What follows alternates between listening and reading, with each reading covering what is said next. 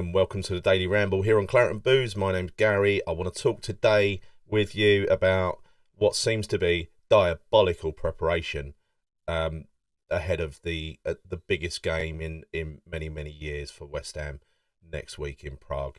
A number of contributing factors, and I want to cover all of them. So give this video a watch. If you like what you see, please subscribe to our channel. Claret and Booze, give us a like and hit the bell notification icon. So, a couple of days ago, Nick made a video talking about Michail Antonio's repeated appearances on football podcasts, where, during which, so if you go back to like January when the team was struggling, he was alluding to the fact that he might leave. He was very open about the limitations of the Moyes approach to football in terms that we don't attack until the 70th minute. We just sit back by then we throw bodies forward. And now he's had another go at Moyes and said if you're a striker in the Moyes system, you're feeding off scraps up front. That's probably a way of excusing his lack of goals, I would say, as well as saying if you're going to play in that system, you've got to be a fighter, and Skamaka is not a fighter. He also said, and I think this was in the same podcast actually, it was such a long podcast, that the big motivating factor for him was not to take a 50% pay cut if West Ham got relegated, which is a clause in his contract. And I realise, like, we're all human. Nobody wants to take a 50% pay cut, right? But at the same time, he's also a sportsman, a football player. He should be playing, really, I think, as well for professional pride, and hopefully this has kind of been taken out of context a bit. I really hope it has.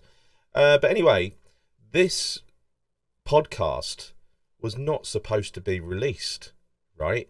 It was screened by West Ham, apparently, and they gave it their blessing, but they said you cannot release it ahead of the final.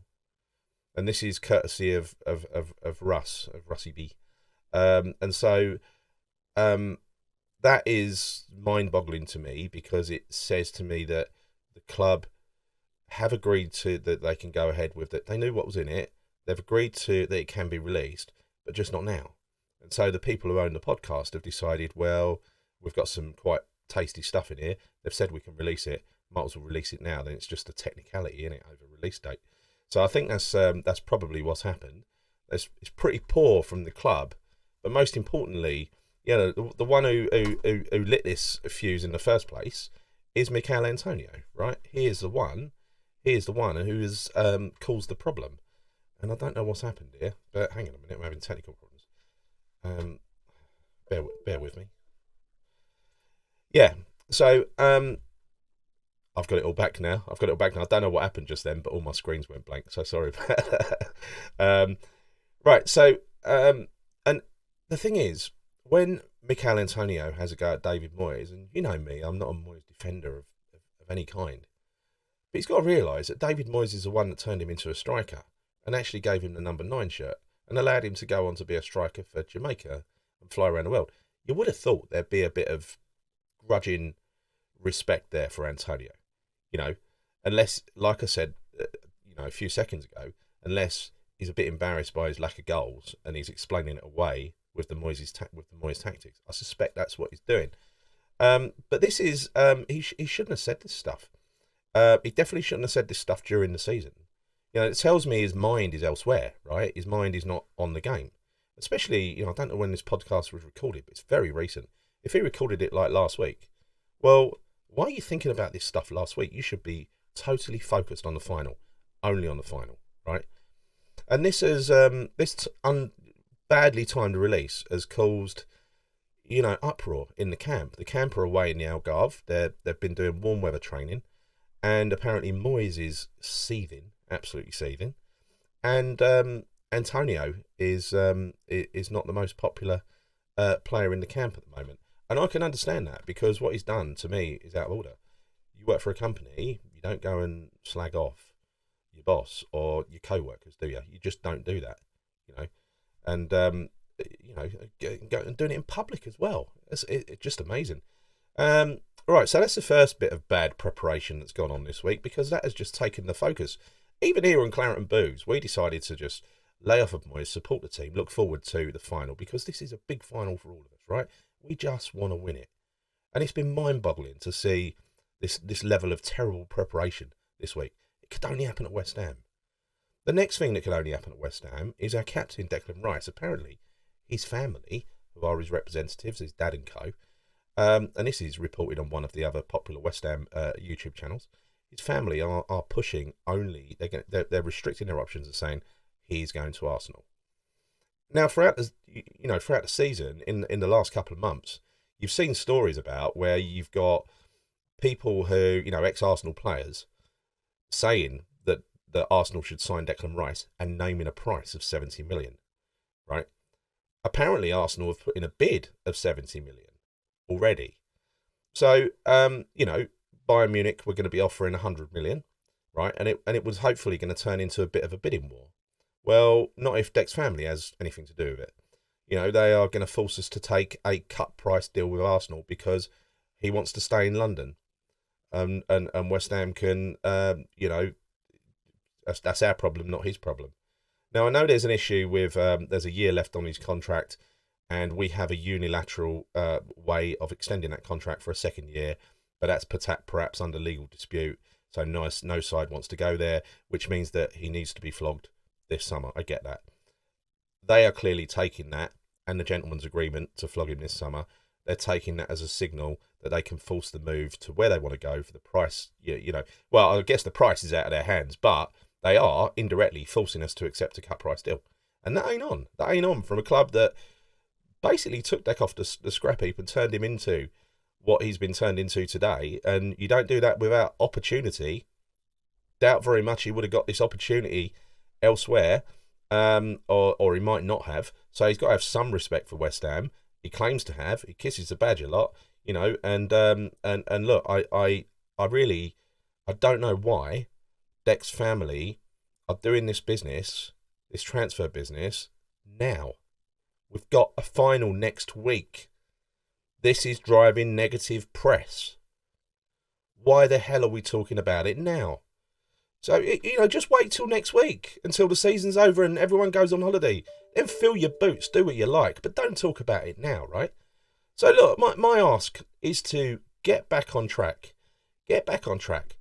Let's do what we've all been doing. Get behind the team. Get behind the team. Get behind the manager, and let's have what's left of the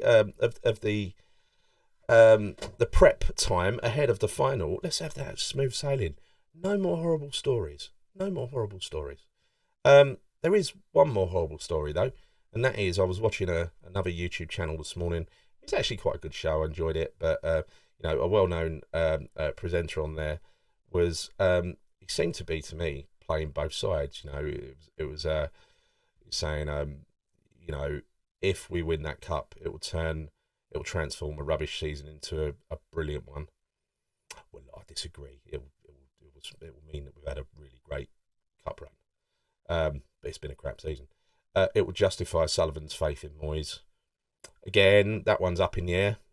I can see the argument, but I don't agree with it because it doesn't. No one can prove whether we'd have changed manager, whether we would have done even better or not. It means that sitting on your hands has worked in this instance like it didn't before. Also, it will mean that Moyes deserves a new contract. Really, will it? A new contract? And then he said, "Oh, it's not what I think, but I can see why that." No, he wouldn't deserve a new contract. Not in my view. Look, on this channel, we don't sit on the fence. We don't try and play both sides. We just say it how it is. We tell you what we think. We're not going to, we don't do these things to try and please everybody. We just tell you what our honest beliefs are. It's still Moyes out from me, Nick, and John. But again, we're holding off until after the final, and I hope that Antonio and Rice and any other player that comes out of the woodwork now, from this point, holds off until after the final, right? Because we have one hell of a game coming up next week. Talking of that game, the Fanzones, the plans for the Fanzones have been confirmed. It's actually really, really good. This is in Prague. So on the Sunday night show, I showed you a map of where I thought our one would be and where Fiorentina's one would be. I was almost right. I was almost bang on the money. What it is If you look at the Sparta Prague ground, which is north of the river, it's just below the ground. There's a park, and that park is called Letna Park. It's a large and beautiful space, apparently, overlooking the Vltava River. It's going to open at 10 a.m. in the morning, have live entertainment, food and drink. All supporters with tickets, without tickets are invited. DJs, West Ham DJs, Chris Skull, Tony Perry will be doing pre-match DJ sets. Even Chesney Hawkes will be there with his band. And look, Chesney Hawkes, I know he's only had one song, but I've actually heard, people who've seen him at Butlins. He's actually supposed to be a really good performer. Does like good sing-along songs and stuff like that. So fan favourite. So that'd be good. That'd be good. Apparently this place is quite big. It's going to hold up to 15,000 fans. And that is a good, happy note to end on, because we are going to be heading over there en masse next week. Any Fanzone events that they've got set up over in the UK will be sold out next week. West Ham fans will be out in force, both here and out in Prague. And we're doing that for one reason and one reason only.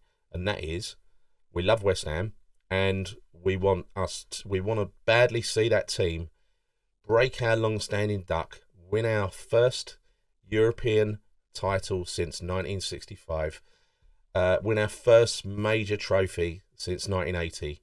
It's been too long. It's been too long.